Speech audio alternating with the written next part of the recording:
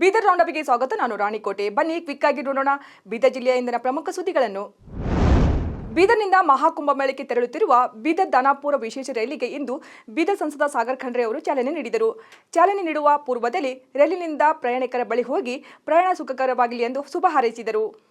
ಮಹಾಕುಂಭಮೇಳದ ಅಂಗವಾಗಿ ಬೀದರ್ನಿಂದ ವಿಶೇಷ ರೈಲಿಗಾಗಿ ಸಂಸದ ಸಾಗರ್ ಖಂಡ್ರೆ ಅವರು ಜನವರಿ 27ರಂದು ರೈಲ್ವೆ ದಕ್ಷಿಣ ವಲಯದ ಜನರಲ್ ಮ್ಯಾನೇಜರ್ಗೆ ಪತ್ರ ಬರೆದಿದ್ದರು. ಅವರ ಮನವಿಯನ್ನ ಪುರಸ್ಕರಿಸಿದ ರೈಲ್ವೆ ಇಲಾಖೆ ಇಂದು ಬೀದರ್ ದಾನಾಪುರ್ ವಿಶೇಷ ರೈಲಿನ ವ್ಯವಸ್ಥೆ ಮಾಡಿದೆ.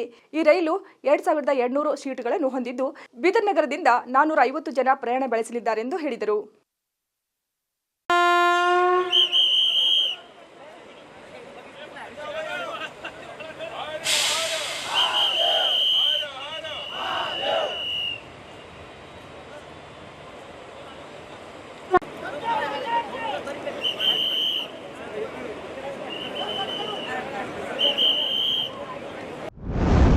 ರೈಲಿಗೆ ಚಾಲನೆ ನೀಡಿ ಉತ್ತರ ಕರ್ನಾಟಕ ಸುದ್ದಿವಾಹಿನಿಯೊಂದಿಗೆ ಮಾತನಾಡಿದ ಸಂಸದ ಸಾಗರ್ ಖಂಡ್ರೆ ಅವರು, ಕುಂಭಮೇಳದಲ್ಲಿ ಭಾಗಿಯಾಗಲು ಈಗಾಗಲೇ ಸಾಕಷ್ಟು ಜನ ವಿಶೇಷ ಟ್ರೈನ್ ಮೂಲಕ ಪ್ರಯಾಣ ಮಾಡುತ್ತಿದ್ದಾರೆ. ಅವರೆಲ್ಲರಿಗೂ ಒಳ್ಳೆಯದಾಗಲಿ, ಆ ಪರಮಾತ್ಮ ಆಶೀರ್ವಾದ ಎಲ್ಲರಿಗೂ ಲಭಿಸಲಿ ಎಂದರು. ಸ್ಪೆಷಲ್ ಟ್ರೈನಿಂದ ಹೋಗಿದ್ದಾರೆ, ಎಲ್ಲರಿಗೂ ಶುಭವಾಗಲಿ, ಒಳ್ಳೆ ರೀತಿಯಲ್ಲಿ ಅವರ ಆಶೀರ್ವಾದ ತೊಗೊಂಡು ಬರಲಿ ಅಂತ ನಾನು ಹೇಳೋದಕ್ಕೆ ಬಯಸುತ್ತೇನೆ. ಅದ್ರ ಜೊತೆ ನಾವೆಲ್ಲರೂ ಕೂಡಿ ನಮ್ಮ ಯಾರ್ಯಾರು ಮುಖಂಡರು ಕಾರ್ಯಕರ್ತರಿದ್ದೀವಿ, ಇವತ್ತಿನ ದಿವಸ ನಾವು ರೈಲ್ವೆ ಸ್ಟೇಷನ್ಗೆ ಬಂದು ಅವರಿಗೆಲ್ಲ ವ್ಯವಸ್ಥೆ ಸರಿಯಾಗಿ ಆಗಿದೆ ಅಂತಂಬದು ನೋಡಿಸಲಿಕ್ಕೆ ನಾವು ಬಂದಿದ್ದೀವಿ. ಎಲ್ಲರಿಗೂ ಶುಭವಾಗಲಿ ಅಂತ ನಾನು ಹೇಳ್ತೇನೆ. ಜಗತ್ತಿಗೆ ಕಾಯಕ ದಾಸೋಹ ತತ್ವ ಸಾರಿದ ಬಸವಾದಿ ಶರಣರ ಕಾಯಕ ಭೂಮಿಯಾಗಿರುವ ಬಸವಕಲ್ಯಾಣ ನಗರದಲ್ಲಿ ಹಾರ್ಕೋಡ್ನ ಶ್ರೀ ಚನ್ನಬಸವೇಶ್ವರ ಸಂಸ್ಥಾನದ ಹಿರೇಮಠದಿಂದ ನಗರದ ಬಿಕೆಡಿಬಿ ಸಭಾಭವನದಲ್ಲಿ ಫೆಬ್ರವರಿ 15ರಿಂದ 2 ದಿನಗಳ ಕಾಲ 3ನೇ ಕಾಯಕ ಉತ್ಸವ ಆಯೋಜಿಸಲಾಗಿದೆ ಎಂದು ಹಾರ್ಕೋಡ್ ಸಂಸ್ಥಾನ ಹಿರೇಮಠದ ಪೀಠಾಧಿಪತಿ ಶ್ರೀ ಚನ್ನವೀರ ಶಿವಾಚಾರ್ಯರು ಹೇಳಿದರು. ಹಾರ್ಕೋಡ್ ಮಠದಲ್ಲಿ ಸುದ್ದಿಗೋಷ್ಠಿ ನಡೆಸಿ ಮಾತನಾಡಿದ ಅವರು, ಕಾಯಕ ಪ್ರವೃತ್ತಿಗೆ ಪ್ರೇರಣೆ ನೀಡುವ ನಿಟ್ಟಿನಲ್ಲಿ 2 ದಿನ ಕಾರ್ಯಕ್ರಮ ಆಯೋಜಿಸಲಾಗಿದೆ. ಶನಿವಾರ ಬೆಳಗ್ಗೆ 11ಕ್ಕೆ ಸ್ಥಳೀಯ ಉತ್ಪನ್ನಗಳ ಪ್ರದರ್ಶನ ಇದ್ದು, ಬೀದರ್ ವಿಶ್ವವಿದ್ಯಾಲಯದ ಕುಲಪತಿ ಪ್ರೊಫೆಸರ್ ಬಿಎಸ್ ಬಿರಾದಾರ್ ಕಾರ್ಯಕ್ರಮವನ್ನು ಉದ್ಘಾಟಿಸಿದರು. ಶ್ರೀ ಡಾ ಬಸವಲಿಂಗ ಪಟ್ಟದೇವರು, ಡಾ ಅಭಿನವ ಘನಲಿಂಗ ರುದ್ರಮುನಿ ಶಿವಾಚಾರ್ಯರು ಸಾನ್ನಿಧ್ಯ ವಹಿಸಿದ್ದು, ಪೂಜ್ಯ ಡಾ ಗಂಗಾಂಬಿಕಾ ಅಕ್ಕ ಅಧ್ಯಕ್ಷತೆ ವಹಿಸುವವರು, ಬಸವಕಲ್ಯಾಣ ಕ್ಷೇತ್ರ ಸಮಿತಿಯ ಬಸವರಾಜ್ ಪಾಟೀಲ್ ಸೇಡಂ ಆಶಯ ಭಾಷಣ ಮಾಡುವವರು, ಸಾಹಿತಿ ಸೋಮನಾಥ್ ಯಾಳವಾರ ಅನುಭವ ನೀಡುವವರು, ನಿವೃತ್ತ ನ್ಯಾಯಾಧೀಶ ಸುಭಾಷ್ ಚಂದ್ರ ನಾಗರಾಳೆ, ಬಿಕೆಡಿಬಿ ಆಯುಕ್ತ ಜಗನ್ನಾಥ್ ರೆಡ್ಡಿ, ಬಿಇಒ ಸಿದ್ದವೀರಯ್ಯ ರುದ್ರನೂರ್, ಬಿಜಿ ಶೆಟ್ಗಾರ್, ರಾಜು ಬಣಕಾರ್, ಶಾಂತಲಿಂಗ ಮಠಪತಿ ಭಾಗವಹಿಸುವರು ಎಂದು ಹೇಳಿದರು. ಅಂಗವಾಗಿ ನಮ್ಮ ಬಸವ ಕಲ್ಯಾಣ ತಾಲೂಕಿನ ಎಲ್ಲ ಅನುಭಾವಿ ಪತ್ರಿಕಾಕರ್ತರನ್ನು ಬರಮಾಡಿಕೊಂಡು ಇಂದು ಸುದ್ದಿಗೋಷ್ಠಿಯನ್ನು ಮಾಡ್ತಾ ಇದ್ದೇವೆ. ಈ ಒಂದು ತೃತೀಯ ಕಾಯಕ ಉತ್ಸವ, ಈಗಾಗಲೇ 2 ಉತ್ಸವಗಳು ಹಾರ್ಕೋಡ್ ಮಠದಿಂದ ಜರುಗಿವೆ. ಇದು 3ನೇದಾಗಿ ಈ ಉತ್ಸವ ನಡೀತಾ ಇದೆ. ಇಡೀ ನಮ್ಮ ರಾಜ್ಯದ ಸಾಹಿತ್ಯಿಕ ಇತಿಹಾಸವನ್ನು ನೋಡಿದಾಗ 9ನೇ ಮತ್ತು 10ನೇ ಶತಮಾನದಲ್ಲಿ ಅತ್ಯಂತ ಅನುಭಾವಿ ಕವಿಗಳು ನಮ್ಮ ನಾಡಿನಲ್ಲಿ ಜನಿಸಿ ಅವರು ಕನ್ನಡ ಸಾಹಿತ್ಯಕ್ಕೆ ವಿಶೇಷವಾದಂತಹ ಕೊಡುಗೆಯನ್ನು ಕೊಟ್ಟಿದ್ದಾರೆ. ಅದು ಚಂಪೂ ಸಾಹಿತ್ಯ ಅಂತ ಕರೀತಾ ಇದ್ದಾರೆ. ಪಂಪ, ಹೊನ್ನ, ರನ್ನ, ಚಾವುಂಡರಾಯ, ನಾಗವರ್ಮ ಇವರೆಲ್ಲರೂ ಕೂಡ ಜೈನ ಕವಿಗಳಾಗಿ ಇಡೀ ಕನ್ನಡ ನಾಡಿಗೆ ಶ್ರೇಷ್ಠವಾಗಿರ್ತಕ್ಕಂಥ ಸಾಹಿತ್ಯವನ್ನು ಕೊಟ್ಟಿದ್ದಾರೆ. ಅದಾದ ನಂತರ 11ನೇ ಶತಮಾನದಲ್ಲಿ ದುರ್ಗಸಿಂಹ, ಚಂದ್ರರಾಜ, ಶ್ರೀಧರಾಚಾರ್ಯ, ಶಾಂತಿನಾಥ, ನಾಗವರ್ಮ ಇವರು ಕೂಡ ಜೈನ ಕವಿಗಳಾಗಿ ಅನೇಕ ಮಹತ್ವದ ಕೃತಿಗಳನ್ನು ಕನ್ನಡ ನಾಡಿಗೆ ನೀಡಿದ್ದಾರೆ. ಅದರಲ್ಲಿ ವಿಶೇಷವಾಗಿ ಕವಿರಾಜ ಮಾರ್ಗ, ನೃಪತುಂಗ ದೇವಾದು ಮತಮಪ್ಪ ಕವಿರಾಜ ಮಾರ್ಗದೋಳು ಎನ್ನುವ ತತ್ವದಂತೆ ಮಾಜಿ ಸಚಿವ ಜೆಡಿಎಸ್ ಪಕ್ಷದ ಹಿರಿಯ ನಾಯಕ ಬಂಡೆಪ್ಪ ಕಾಶೆಂಪುರ್ ಅವರ ತಮ್ಮ ಧರ್ಮಪತ್ನಿಯೊಂದಿಗೆ ಮಹಾಕುಂಭಮೇಳದಲ್ಲಿ ಪಾಲ್ಗೊಂಡು ಪ್ರಯಾಗ್ರಾಜ್ನ ಗಂಗಾ, ಯಮುನಾ ಮತ್ತು ಸರಸ್ವತಿ ನದಿಗಳ ಸಂಗಮ ಸ್ಥಳವಾಗಿರುವ ತ್ರಿವೇಣಿ ಸಂಗಮದಲ್ಲಿ ಪವಿತ್ರ ಸ್ನಾನ ಮಾಡಿದರು. ಬಳಿಕ ವಾರಾಣಸಿಯ ಶ್ರೀ ಕಾಶಿ ವಿಶ್ವನಾಥ ದೇವಾಲಯ ಹಾಗೂ ಶ್ರೀ ವಿಶಾಲಾಕ್ಷಿ ಮಾತಾ ಶಕ್ತಿಪೀಠ ದೇವಸ್ಥಾನಗಳಿಗೆ ಭೇಟಿ ನೀಡಿ ದರ್ಶನ ಪಡೆದರು. ಲಂಡನ್ ಯೂತ್ ಕೌನ್ಸಿಲ್ನ ಮೊದಲ ಭಾರತೀಯ ಸದಸ್ಯ ಹಾಗೂ ಕನ್ನಡ ಪ್ರೇಮಿ ಆದಿಶ್ ವಾಲಿ ಅವರ ಹುಟ್ಟುಹಬ್ಬದ ಪ್ರಯುಕ್ತ ಔರಾದ್ ಪಟ್ಟಣದಲ್ಲಿ ಆರ್ಕೆ ಸ್ಕೂಲ್ನಲ್ಲಿ ವಿದ್ಯಾರ್ಥಿಗಳಿಗೆ ಸಹಾಯವಾಗುವ ನಿಟ್ಟಿನಲ್ಲಿ ನೋಟ್ಬುಕ್ ವಿತರಣೆ ಮಾಡುವ ಮೂಲಕ ಸರಳ ರೀತಿಯಲ್ಲಿ ಹುಟ್ಟುಹಬ್ಬವನ್ನು ಆಚರಿಸಲಾಯಿತು.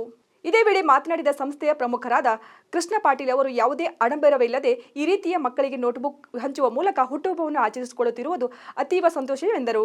ಈ ವೇಳೆ ಶಾಲೆಯಲ್ಲಿನ ಮಕ್ಕಳು ಆದಿಶ್ ವಾಲಿ ಅವರಿಗೆ ಹುಟ್ಟುಹಬ್ಬದ ಶುಭಾಶಯಗಳನ್ನು ಕೋರಿದರು.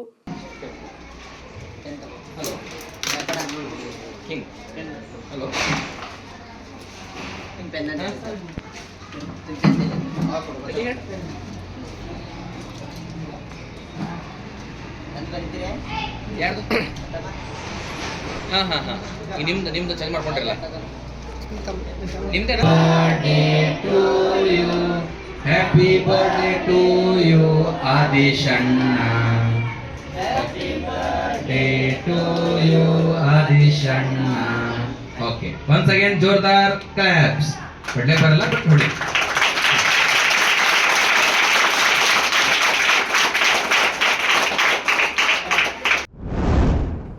ಹಿಂದಿನ ಬಿಜೆಪಿ ಸರ್ಕಾರದ ಅವಧಿಯಲ್ಲಿ ಆರಂಭವಾಗಿದ್ದ 10 ಹೊಸ ವಿಶ್ವವಿದ್ಯಾಲಯಗಳ ಪೈಕಿ 9 ವಿಶ್ವವಿದ್ಯಾಲಯಗಳನ್ನು ಮುಚ್ಚಲು ರಾಜ್ಯ ಸಚಿವ ಸಂಪುಟ ಉಪಸಮಿತಿ ತೀರ್ಮಾನಿಸಿದೆ. ಹೀಗಾಗಿ ಹಾಸನ, ಮಂಡ್ಯ, ಚಾಮರಾಜನಗರ, ಕೊಡಗು, ಹಾವೇರಿ, ಕೊಪ್ಪಳ, ಬಾಗಲಕೋಟೆ, ಮಹಾರಾಣಿ ಕ್ಲಸ್ಟರ್ ಮತ್ತು ನರಪತುಂಗ ವಿಶ್ವವಿದ್ಯಾಲಯಗಳು ಬಂದ್ ಆಗುವ ಸಾಧ್ಯತೆ ಇದೆ.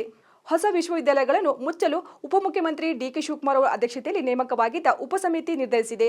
ಸಚಿವ ಸಂಪುಟ ಸಭೆಯಲ್ಲಿ ಮಂಡಿಸಿ ಅಧಿಕೃತ ನಿರ್ಣಯಗಳು ಕೈಗೊಳ್ಳಲು ಉಪಸಮಿತಿ ತೀರ್ಮಾನಿಸಿದೆ. 10 ಹೊಸ ವಿಶ್ವವಿದ್ಯಾಲಯಗಳ ಪೈಕಿ ಬೀದರ್ ವಿಶ್ವವಿದ್ಯಾಲಯ ಮಾತ್ರ ಉತ್ತಮವಾಗಿ ಕಾರ್ಯನಿರ್ವಹಿಸುತ್ತಿದೆ. ಬೀದರ್ ವಿಶ್ವವಿದ್ಯಾಲಯ ವ್ಯಾಪ್ತಿಯಲ್ಲಿ 150 ಕಾಲೇಜುಗಳಿದ್ದು ಎಲ್ಲ ಸೌಕರ್ಯಗಳೊಂದಿಗೆ ವಿಶ್ವವಿದ್ಯಾಲಯ ಮುನ್ನಡೆಯುತ್ತಿದೆ. ಹೀಗಾಗಿ ಒಂದು ವಿಶ್ವವಿದ್ಯಾಲಯವನ್ನು ಮಾತ್ರ ಮುಂದುವರಿಸಲು ಉಪಸಮಿತಿ ಚಿಂತಿಸಿದೆ.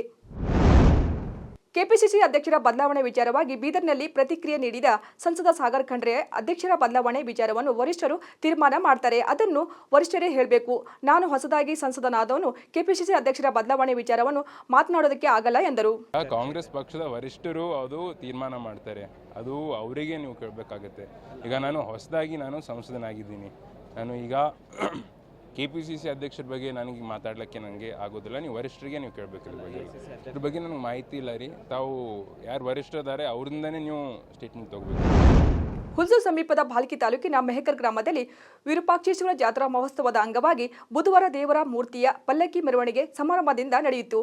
ವಿರೂಪಾಕ್ಷೇಶ್ವರ ಜಾತ್ರಾ ಮಹೋತ್ಸವದ ಸಂಜೆ ದೇವಾಲಯದಲ್ಲಿ ಸಾವಿರ ಮಣ್ಣಿನ ಹಣತೆ ಹಾಗೂ ವಿದ್ಯುತ್ ದೀಪಗಳು ಬೆಳಗುತ್ತಿದ್ದಂತೆ ಭಕ್ತರಿಂದ ಜೈಕಾರಗಳು ಮೊಳಗಿದವು.